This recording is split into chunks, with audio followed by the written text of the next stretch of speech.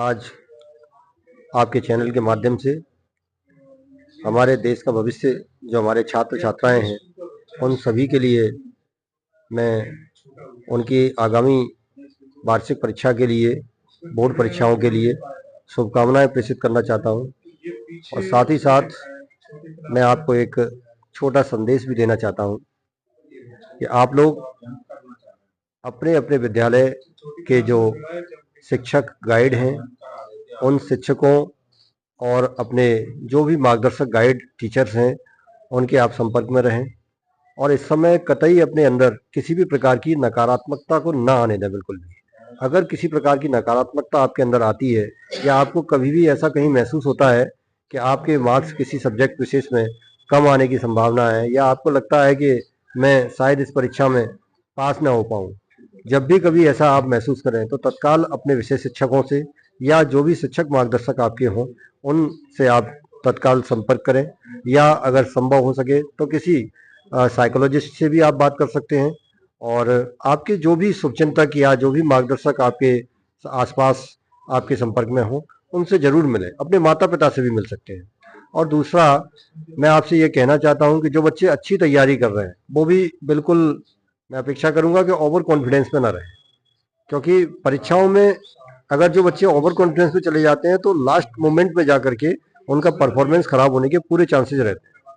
तो इसलिए आपने जो एक रेपो बना के चली है अपनी शुरू से, उसी स्पीड को, उसी जो तरीका है उसी को मेंटेन करके आपको चलना चाहिए और कोशिश करना चाहिए कि आप अपने शारीरिक और मानसिक रूप से आप शांत चित्त होकर के और अपनी जो तैयारी है उसको सतत करते रहें, कहीं विचलित ना हो और अपने आप में कभी ये ना सोचें कि हमने बहुत अच्छी तैयारी कर ली है अब हमें कोई परेशानी है नहीं, क्योंकि अगर आपने अच्छी तैयारी कर ली है तो आप और बेहतर की तैयारी करिए। और दूसरा, अपने मन में ये चीज हमेशा रखिए कि जो परीक्षा आपकी आयोजित होने वाली है उस परीक्षा में किसी भी स्तर से आपसे प्रश्न किया जा सकता है, क्योंकि एग्जामिनर है और आपके पूरे सिलेबस से कहीं से भी प्रश्न उठा सकता है। इसलिए आपको हर परिस्थिति के लिए तैयार रहना चाहिए और सिलेबस को कोशिश कीजिए। जो अच्छे बच्चे हैं खासतौर पर उनसे मैं ये अपेक्षा रखूंगा कि वो अपने सिलेबस को पूरा पूरा अध्ययन करें और शॉर्ट आंसर क्वेश्चन सबसे पहले करें। शॉर्ट आंसर क्वेश्चन करने से आपको ये फायदा होगा कि वो जल्दी से आपको लर्न हो जाएंगे और जल्दी से लर्न होने का फायदा आपको ये मिलेगा कि आपका जो कॉन्फिडेंस है, मोरल है, वो डेवलप आपका अच्छा हो जाएगा और उससे आपको जो बड़े क्वेश्चंस, लेंथी क्वेश्चंस है उनको तैयार करने में आपको एक हेल्प मिलेगी, एक सपोर्ट मिलेगा। दूसरा, मैं ये कहना चाहता हूं कि जो भी बड़े क्वेश्चंस आपको लगता है कि जो लर्न नहीं हो रहे हैं, आप उन क्वेश्चंस के लिए एक विशेष स्ट्रेटजी बनाइए या आप अपने गाइड टीचर से भी बात कर सकते हैं उसके लिए कि किस तरीके से इन क्वेश्चंस को लर्न करना है। उसके दो तरीके होते हैं। नंबर एक तो ये है कि स्ट्रेटेजिकली आप उसमें टेक्निकल चीज देखिए कि टेक्निकली आप उसको कैसे तैयार कर सकते हैं। तो टेक्निकली तैयार करने के लिए आप बड़े क्वेश्चन को छोटे छोटे चंक्स में डिवाइड कीजिए, छोटे छोटे हिस्सों में डिवाइड कीजिए और वो हिस्से आपके इस तरीके से होना चाहिए कि प्रत्येक हिस्सा अपने आप में एक कंप्लीट मीनिंग रखता हो। इस तरीके से उसको डिवाइड कर लो तो आपको 3 हिस्सों में उसको लर्न करने में ज्यादा आसानी होगी, बजाय आप एक साथ उसको लर्न करने की कोशिश करोगे तो आप उसमें डिफीट खा जाओगे और आपको कॉन्फिडेंस लेवल लो हो जाएगा उस समय। तो अपन ये बिल्कुल ना सोचें कि ये क्वेश्चन बहुत कठिन है, ये कैसे याद होगा। इसके लिए एक स्ट्रेटजी अपनाइए। दूसरा, उसकी जो भी तकनीकी है या उसके अंदर जो भी कंटेंट है उसको अच्छे तरीके से समझिए और समझ के अगर उसको तैयार करेंगे तो निश्चित रूप से वो क्वेश्चन आपका चुटकियों में तैयार हो जाएगा। फिर उसके नोट्स जरूर बनाइए। अगर आपको उसको उस क्वेश्चन को लर्न करने के बाद परीक्षा में लिखना सीखना है तो उसके लिए सबसे अच्छा तरीका है कि आप उसकी नोट्स मेकिंग कीजिए। और नोट्स मेकिंग करने का मतलब ये नहीं है कि आप पूरा का पूरा क्वेश्चन आपको आंसर उतार के रखना है, बिल्कुल नहीं। आपने जो भी लर्न किया है आप आंख बंद करिए और आंख बंद करके, जैसे आपने 3 पैराग्राफ आपने उसमें डिवाइड किए, तो तीनों पैराग्राफ का जो जो उसके हर पैराग्राफ का जो एक शीर्षक कह सकते हैं या उसका जो हेडिंग कह सकते हैं या उसका एक जो मेन थीम है वो कह सकते हैं, वो अपने दिमाग में लेके आइए बस।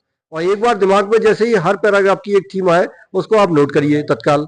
फिर दूसरे आंख बंद करके फिर सोचिए दूसरे पैराग्राफ के बारे में, उसकी जो भी आपकी थीम आपके सामने आ रही है उसको भी आप नोट करिए। इस तरीके से बहुत ही शॉर्ट नोट आपके पास तैयार हो जाएंगे और फिर वो शॉर्ट नोट जब भी आप देखेंगे बाद में एग्जाम टाइम में तो उनको आपको देखने में कितना टाइम लगेगा, मुश्किल से 5 मिनट।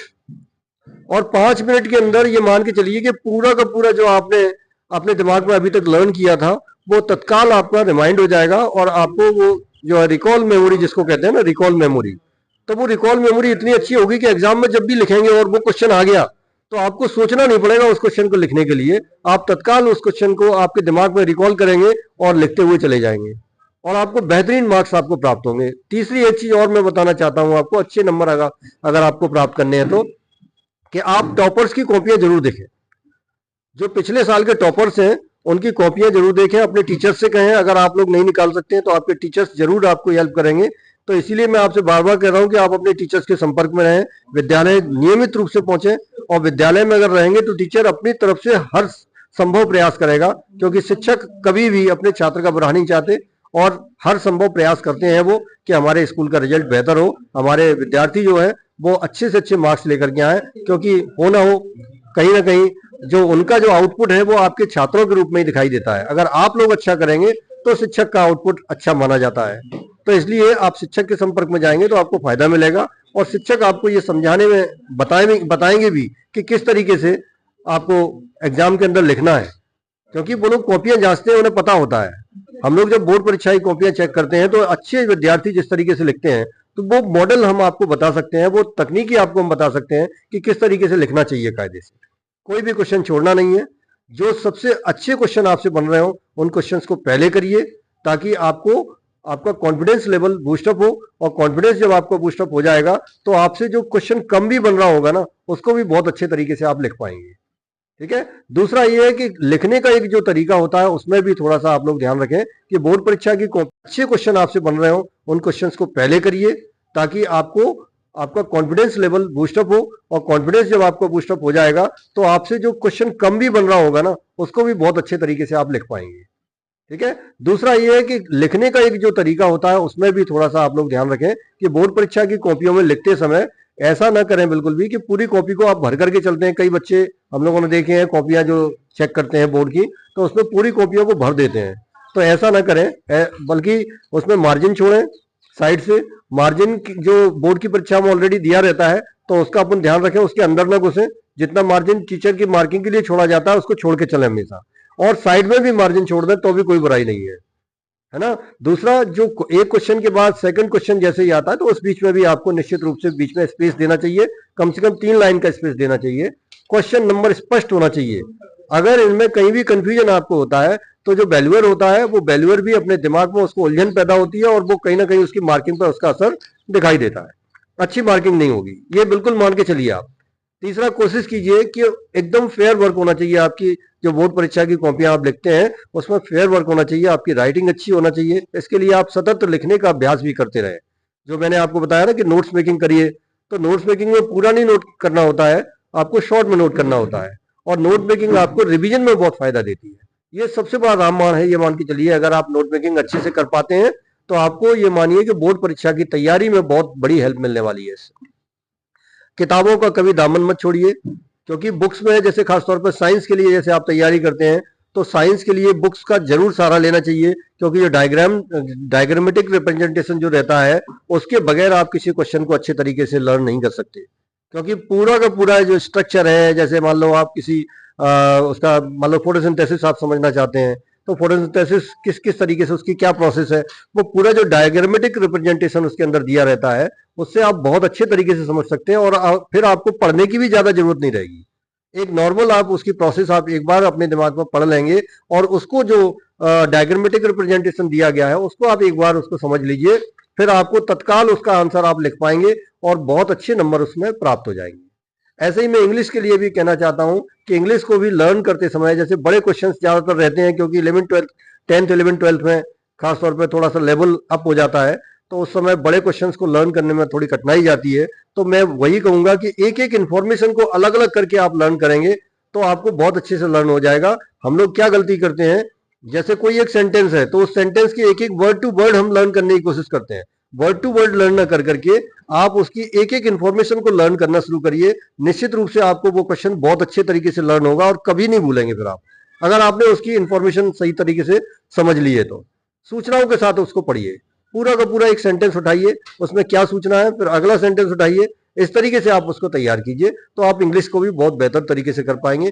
और स्पेलिंग के लिए ध्यान रखिए कि जो भी न्यू वर्ड्स आते हैं, न्यू वर्ड्स को आप अलग से नोट करिए और उनकी स्पेलिंग जरूर लर्न कर लीजिए, है ना। स्पेलिंग लर्न करने का भी बहुत अच्छा तरीका ये होता है कि वर्ड के जो बड़े बड़े वर्ड्स होते हैं उनको वर्ड्स को छोटे छोटे चंक्स में डिवाइड कीजिए। जैसे मान लीजिए हमें इंफॉर्मेशन की स्पेलिंग लर्न करना है, तो हम किस तरीके से करेंगे, जो हमारे फोनेटिक्स जो जिस तरीके से डिवाइड करती है किसी वर्ड को, उस तरीके से हम उसको अपने मन से डिवाइड कर सकते हैं। भले ही फोनेटिक हमको नहीं आती है, हम उसको कह सकते हैं कि इनफॉर्मेशन, मान लीजिए 4 हमने उसके छोटे छोटे उसके हिस्से कर लिए, तो फिर आपकी स्पेलिंग लर्न करने में आपको बहुत आसानी होगी। इन की स्पेलिंग याद कर लो, फॉर की स्पेलिंग याद कर लो, मे और शन, ये 4 वर्ड की आपने स्पेलिंग याद कर ली तो इन्फॉर्मेशन हो गया तैयार आपका, कभी नहीं भूलेंगे। इस तरीके से भी आप जो न्यू वर्ड्स हैं, न्यू स्पेलिंग्स हैं, बड़ी स्पेलिंग्स होती हैं कुछ, उनको आपको लर्न करने में बड़ी आसानी रहेगी। और इसके अलावा मैथ्स के लिए मैं यही कहूंगा कि मैथ्स के लिए सतत आपको जो आपको आपने प्रश्नावली तैयार की हुई है उनको आप लगातार प्रैक्टिस करिए। और आप ये ना सोचें कि ये चीज मैंने पहले से कर ली है तो अब इस पर क्यों ध्यान देना। प्रैक्टिस मैथ्स के लिए बहुत ज्यादा जरूरी है। जितना आप समय दे सकते हैं उतना आपको मैथ्स आपका साथ देगा और आपके मार्क्स निश्चित रूप से अच्छे आएंगे। और मैं तो चाहता हूं कि हर बच्चा कम से कम लैपटॉप की श्रेणी में हो। हर बच्चा कोशिश करे जिसके अभी तक फर्स्ट क्लास की पोजीशन में है वो कम से कम 80% तक पहुंचे, और जो 80% पे है वो मेरिट में आने का प्रयास करें, डिस्ट्रिक्ट की मेरिट में आने का प्रयास करें और प्रदेश की मेरिट में आने का प्रयास करें। और मैं चाहता हूं कि हर बच्चा कम से कम जो बिलो 40% जा रहा है वो किसी भी सूरत में फर्स्ट क्लास तक आने के लिए प्रयास करें, अच्छे से अच्छा प्रयास करें, लेकिन सकारात्मक सोच के साथ। कतई घबराए नहीं, कतई डरे नहीं। परीक्षा का भय बिल्कुल आप अपने मन से दूर कर दीजिए।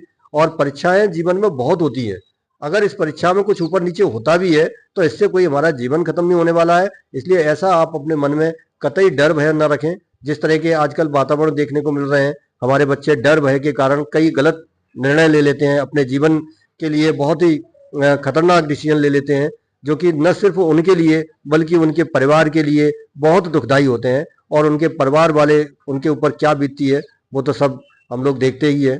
तो इसलिए ऐसा कुछ भी अपने दिमाग में डर भय का वातावरण बनने से पहले ही तत्काल अपने गुरुओं से, अपने टीचर से संपर्क करें, अपने साथियों से संपर्क करें, अच्छे सकारात्मक लोगों के संपर्क में रहें, अच्छे बच्चों के साथ में रहें, अपनी कंपनी को भी अच्छा बनाएं। जो बच्चे अच्छे मेहनत करने वाले बच्चे हैं, जो हमेशा खुश रहते हैं, हंसते रहते हैं, ऐसे बच्चों के साथ में आप रहिए। जो नकारात्मक बच्चे हैं, जो हमेशा दूर भागते हैं, पढ़ने से दूर भागते हैं, है ना, और जो गलत सोबत में है, ऐसे बच्चों के साथ में आपको दूर रहना चाहिए। बस मैं इन्हीं शब्दों के साथ अपनी वाणी को यहाँ विराम दूंगा और आपसे फिर से एक बार शुभकामनाएं देता हूँ। परीक्षा के लिए बहुत अच्छे से तैयारी करिए और बहुत अच्छे से आप लिख करके आइए, अच्छे नंबर प्राप्त कीजिए। धन्यवाद। जय हिंद, जय भारत।